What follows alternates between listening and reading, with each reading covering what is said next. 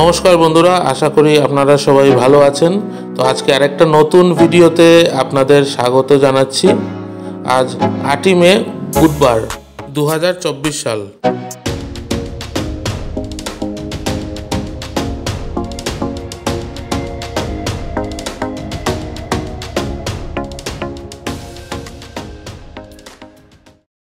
তো বন্ধুরা, আজকের ভিডিওতে কয়েকটা গুরুত্বপূর্ণ আপডেট আপনাদেরকে দেব। তো আপনাদের সবার কাছে অনুরোধ, আপনারা ভিডিওটা না টেনে দেখবেন, পুরো ভিডিওটা দেখবেন বন্ধুরা।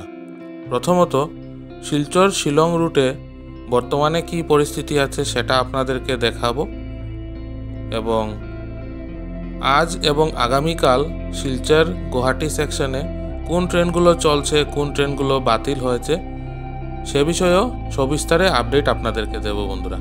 সাথে থাকুন, আপনারা দেখতে থাকুন। শিলচর শিলং রুটে সোনাপুর এবং তার আশপাশ এলাকাতে কিন্তু জ্যাম রয়েছে, এবং আপনারা দেখতে পাচ্ছেন যে প্রচণ্ড খারাপ রাস্তা দিয়ে প্রচণ্ড ঝুঁকিপূর্ণ অবস্থায় গাড়িগুলো পারাপার হচ্ছে।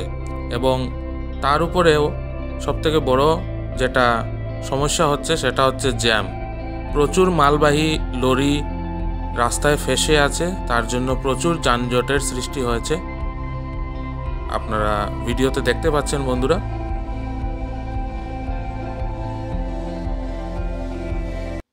প্রচুর জ্যাম আছে বন্ধুরা, অনেক সময় লাগছে এই রাস্তাটা পার হয়ে যেতে, এবং বেশ কিছু গাড়ি দুর্ঘটনাগ্রস্ত হয়েছে রাস্তা খারাপ থাকার জন্য। তাই আপনারা যদি নিতান্তই দরকারে এই রাস্তা দিয়ে যাত্রা করতে হয়, তবে বন্ধুরা সময় নিয়ে যাবেন, এবং সাথে হালকা খাবার দাবার এবং পানীয় জল অবশ্যই রাখবেন সাথে।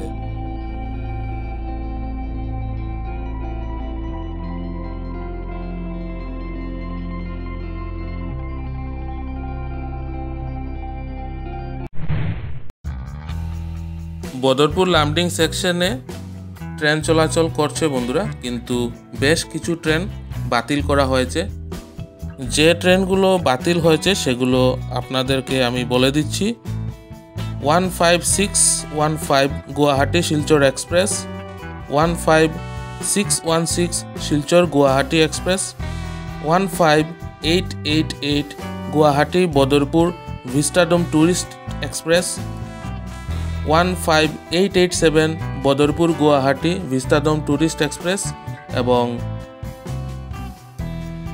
15617 গুয়াহাটি দুর্লভছড়া এক্সপ্রেস। তাছাড়াও 12514 শিলচর সেকেন্দ্রাবাদ এক্সপ্রেস বুধবার অর্থাৎ আজ সন্ধ্যে 7:50 পরিবর্তে রাত 11:50 শিলচর থেকে ছাড়বে। জাটিঙ্গা লামপুর সেকশনে ক্ষতিগ্রস্ত ট্র্যাক যেখানে ছিল সেই এলাকাতে দিনের আলোয় ট্রেনগুলো পাস করানো হচ্ছে, রাত্রির বেলা কিন্তু এই সেকশন দিয়ে ট্রেন যাতায়াত করছে না। তার জন্য বেশ কিছু ট্রেনের পূর্ব নির্ধারিত সময়সূচিতে রদবদল করা হয়েছে।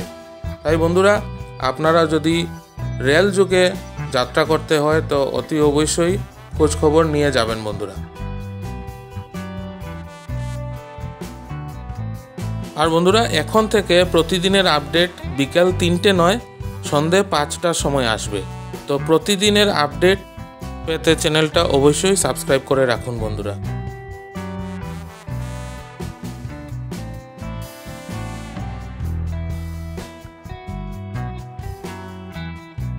আরেকটা আপডেট বন্ধুরা, আবহাওয়ার পূর্বাভাস মতে আগামী 24 ঘন্টায় বরাক উপত্যকা তথা আসামের বিভিন্ন স্থানে হালকা থেকে মাঝারি বৃষ্টিপাতের সম্ভাবনা আছে, তবে ভারী বৃষ্টিপাতের সম্ভাবনা অপেক্ষাকৃত কিছুটা কম।